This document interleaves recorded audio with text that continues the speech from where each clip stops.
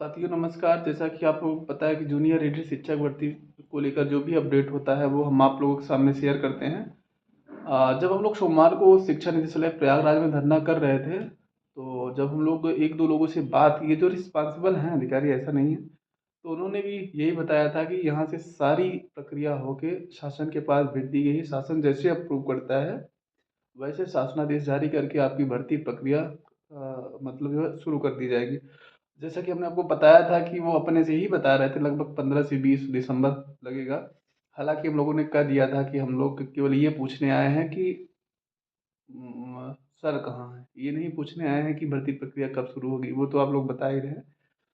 और कल भी जो जो अधिकारियों से बात हुई, जितने भी रिस्पॉन्सिबल अधिकारी, चाहे एडी बेसिक सर हो चाहे डायरेक्टर बेसिक मैम हो, यही बोल रही हैं कि भर्ती प्रक्रिया आपके अंतिम चरण में है, शासनादेश के लिए भेज दिया गया, जैसे ही अप्रूवल वहाँ से मिलता है भर्ती प्रक्रिया शुरू हो जाएगी।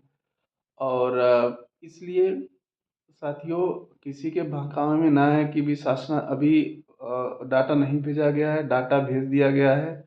और एक भाई साहब थे, कल जब हम लोग सोमवार को धरना दे रहे थे तो उन्होंने एक चीज़ बोला था कि अगर आप लोग इतना जो मेहनत कर रहे हैं शिक्षा निदेशालय प्रयागराज में इस टाइम अगर आप अगर किसी का पकड़ शासन तक हो तो अपनी बात पहुंचा दे तो ज़्यादा सही है।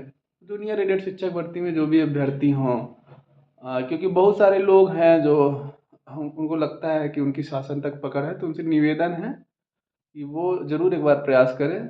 और भर्ती सबकी है, पूजा शायद आपके कहने पे।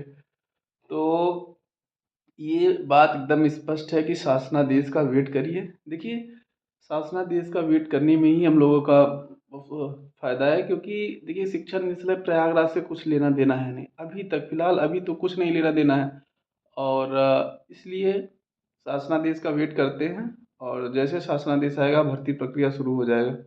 दूसरा पॉइंट है कोर्ट केस। देखिए मैंने बहुत पहले ही आपको बता दिया था कि आपका कोर्ट केस, देखिए जो हमको पता है यार, देखो हम जो जानकारी रखते हैं उतनी ही जानकारी जितनी व्यक्ति के लिए स्वास्थ्य के लिए फायदेमंद हो, इतनी जानकारी में हमको मठाधीश नहीं बनना है किसी भी चीज़ का।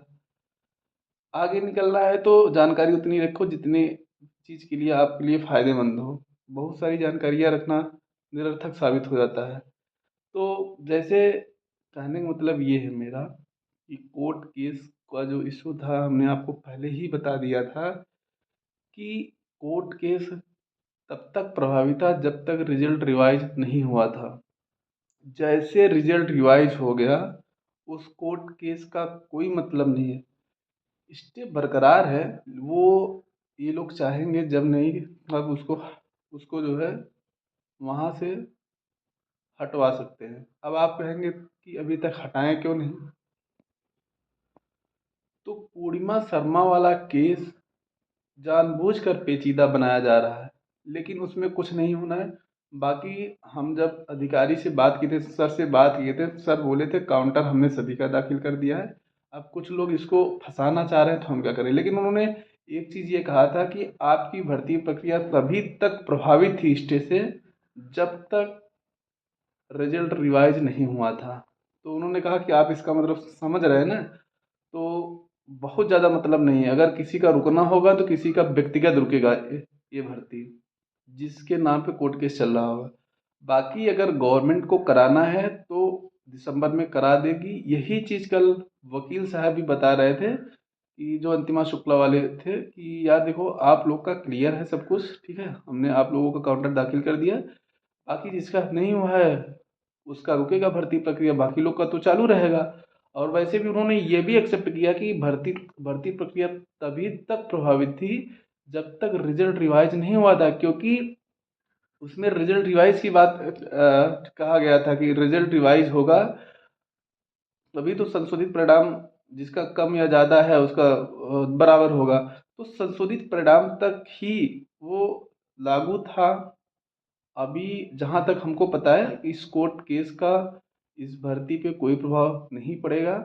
आप चाहे आगे आने वाले समय में देख भी लीजिएगा, क्योंकि हो सकता है कुछ लोग कह रहे होंगे ये मेरा तर्क ना सही हो, लेकिन यही है असलियत। जो हम बता रहे हैं आपको यही है। आने वाले टाइम पे जब भर्ती प्रक्रिया शुरू होगी तो आप देख लीजिएगा, कोर्ट केस का कोई प्रभाव नहीं होगा, क्योंकि रिजल्ट रिवाइज हो चुका है। और तो जो चीज़ें थी हमने बहुत स्पष्ट बता दिया। और एक चीज़ और है, कल डॉक्टर बेसिक मैम का रिकॉर्डिंग वायरल हो रहा था। कुछ लोग के अंदर फिर संशय हो गया कि डायरेक्ट मेरिट लिस्ट आएगा। तो देखिए, डायरेक्ट मेरिट लिस्ट नहीं आएगा। हमने रिकॉर्डिंग को 3-4 बार सुना, तो वो मैं आपको जो बता रहा हूँ कि शासनादेश आएगा, आपसे आवेदन लिए जाएंगे, उसके बाद मेरिट लिस्ट जारी करके आपका जो भी आगे की प्रक्रिया है उसको किया जाएगा। तो आप निश्चिंत रहें कि डायरेक्ट मेरिट लिस्ट आएगा, ऐसा कुछ नहीं है। निश्चिंत इस बात पे रहें कि आपसे आवेदन लिए जाएंगे, और पहले शासनादेश जारी होगा, फिर आवेदन लिए जाएंगे, फिर उसके बाद की प्रक्रिया है। तो अभी सभी लोग स्वस्थ रहिए, मस्त रहिए। यार हाँ, एक चीज़ और है कि जैसे कल मैं जब कम्युनिटी पोस्ट डाला तो कमेंट में देखता रहता हूँ, तो बोल रहे थे डायरेक्टर बेसिक मैम तो 18 को भी बोली थी, कुछ नहीं हुआ। तो बात बिल्कुल सही है, मैं भी ऐसा सोचता हूँ, ऐसा थोड़ी ना है। हम लोग तो यहाँ पे रहते हैं, समझते हैं सब चीज़। तो देखिए, जो शिक्षा निदेशालय प्रयागराज का जो ये इस पे वो था, बयान था, जब हम लोग पूछे कि मैम ने तो बोली थी 18 से पहले शुरू हो जाएगा, तो उनका एक चीज़ कहना था कि देखिए, जब डाटा विद्यालय से लेट पहुंचा, अगर आप देखिए 9 तारीख को डाटा इनके पास होना चाहिए। डाटा जब विद्यालय वाले भेज नहीं पाए, श्रेणीवार, विषयवार, वर्गवार, आरक्षणवार जो भी था उस पत्रांक में, तो जाहिर सी बात है, जब 9 तारीख को नहीं आ पाया तो फिर शासनादेश आने में लेट तो होगा ही, शासन के पास भेजने में लेट होगा तो शासनादेश ऑलरेडी लेट आएगा। तो इस हिसाब से उनकी बात को पूरी तरीके से नकारा नहीं जा सकता है, मैम की बात को।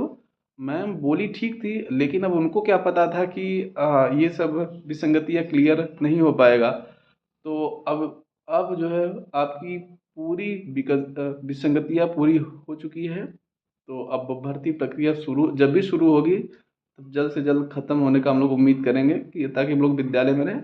बाकी जो अपडेट मिलता है आप लोगों को बताएंगे। धन्यवाद, नमस्कार।